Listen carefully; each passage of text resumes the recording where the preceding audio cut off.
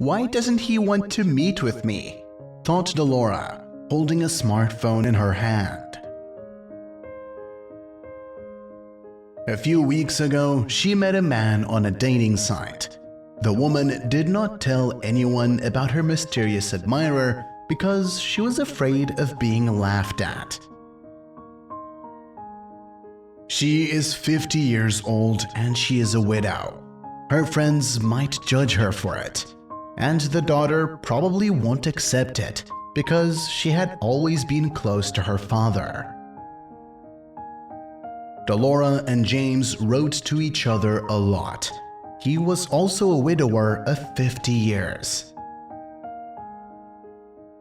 She had not felt so happy in a long time, but her happiness was clouded by the fact that he was against their meeting. I can come to the park, sit on a bench, and close my eyes, said Delora, thinking that he was somehow self-conscious himself. And James immediately agreed. The next day, Delora did everything as she had promised. James sat down next to her and they talked for a long time. He was brave enough to take Delora by the hand. The woman was so excited by this that she opened her eyes, and she saw that James was sitting in a wheelchair. But how is that, James? You said you loved sports. Delora did not understand, looking at him in shock. I loved it once, he answered sadly, looking away, until I got into a car accident. As it turned out, he was not a widower. His wife abandoned him when James became disabled, and his friends turned away from him, not wanting to be around him. But Delora was not scared. After all, she could really fall in love with James. She smiled at him and said that his disability did not bother her at all. So they kept dating. Next to him, Delora felt young and beautiful.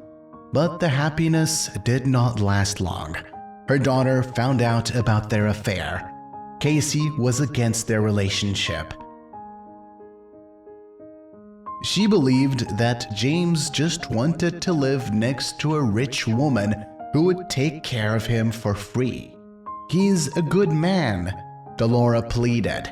He's an invalid, Mom. He can't give you anything. It will only ruin your life. I will date him anyway. I care about you, Mom. I don't want you to fall into the hands of a con man. So choose either him or me and your granddaughter. The choice was obvious to Delora. After this conversation, she blocked James so that he could never write or call her. For days on end, Delora was sitting at home and watching TV aimlessly. And at night, she cried. These days reminded her of those gloomy days when she lost her husband. I will survive. I have nothing to think about men at my 50, Delora consoled herself. A few days later, she and Cassie were watching TV, and suddenly they saw something interesting. It was a flash mob of disabled people in Central Park. They were spinning in wheelchairs to the music, and then they let red balloons in the shape of a heart into the sky. And they showed an interview of a journalist with James. It turned out that he organized this flash mob. I have a lot of money, but it doesn't bring happiness, unlike my beloved Delora. I hope you see it, my love. Delora couldn't hold back her tears, and her daughter, realizing that she was mistaken, nodded approvingly in the direction of her mother and stopped interfering with their relationship. People of all ages and positions need love and happiness. Nobody and nothing has the right to stand in the way of their happiness.